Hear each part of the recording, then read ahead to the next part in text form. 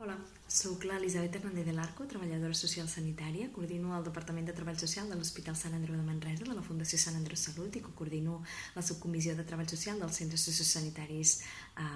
adherits al Consorci. I bé, jo volia explicar i posar en valor una mica la tasca que estem realitzant en un moment d'excepcionalitat i de crisi sanitària com el que estem vivint, entenent que com molts altres professionals de l'àmbit de la salut i d'altres sectors ens hem hagut d'adaptar ràpidament a les necessitats emergents i canviants del moment. Els membres de la subcomissió, des d'un inici vam creure que era necessari donar continuïtat a les reunions que ja veníem realitzant de forma periòdica, per tenir un espai on continuar compartint inquietuds, angoixes, preocupacions del dia a dia, on poder revisar tota aquella documentació, els processos i els protocols que han anat sortint i on poder posar en comú totes aquelles bones pràctiques que s'estan duent a terme en els diferents centres. I bé, és en aquest sentit que ens vam adonar que hi ha diferents professionals o diferents departaments havien posat en pràctica accions i mesures per poder minimitzar el malestar emocional que estan generant les situacions d'aïllament de les persones que tenim ingressades. Hem pogut situar dos escenaris d'intervenció, un primer escenari per atendre aquelles situacions d'hospitalització que seguiran un procés normal, entenem, però que el fet que família i pacient no es pugui veure genera un malestar, i un segon escenari per atendre aquelles situacions final de vida i per poder donar a la família l'oportunitat d'acompanyar i de despedir-se de la persona i del seu ésser estimat. I d'alguna manera això també ens ha permès poder detectar aquells factors de risc predictors d'un possible dol complicat. Jo volia explicar en aquest sentit dues vivències que he tingut recentment i que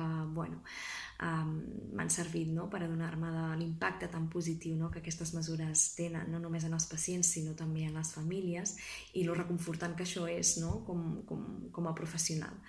La setmana passada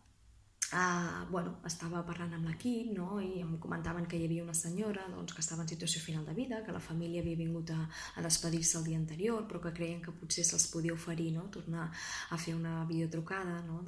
per tornar a veure la mare. Vaig parlar amb la filla i la filla de seguida em va dir que sí. Quan vam arribar a l'habitació, ella a través del mòbil em deia que se li feia com molt difícil parlar amb la mare perquè perquè no podia estar present, i a més perquè la mare no la respondria. I jo d'alguna manera vaig intentar reforçar positivament aquell moment, dient que més enllà de poder estar al costat, la mare sí que la podria sentir i que no tingués en compte que jo estava allà i que li digués tot el que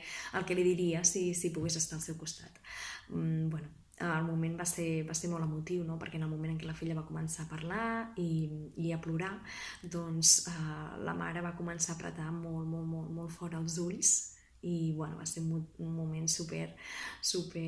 especial que la família va agrair moltíssim i que jo sempre recordaré, perquè estar allà en un moment com aquest és excepcional i és fantàstic, dur però fantàstic. I un segon cas d'un noi que té ingressat, molt jove, de 29 anys. Ell va tenir un accident i no està connectat al medi ni pràcticament no respon a cap estímul, però quan jo estableixo les videotrucades amb la família, allà es crea un moment màgic, perquè la mare i la dona en aquest cas li demanen si ell reconeix la seva veu, i ell en aquell moment apreta molt fort els ulls com per donar-los una resposta, i a mi m'apreta molt fort la mà, i això ens fa entendre a tots que ell les està sentint i que aquell moment és fantàstic, i que viure una situació com aquesta és molt gratificant. Per tant, ens hem de sentir molt orgulloses del que estem fent, que ho estem fent molt bé i que estem ajudant moltíssim amb les nostres bones intencions i aquestes bones pràctiques que estem portant a terme.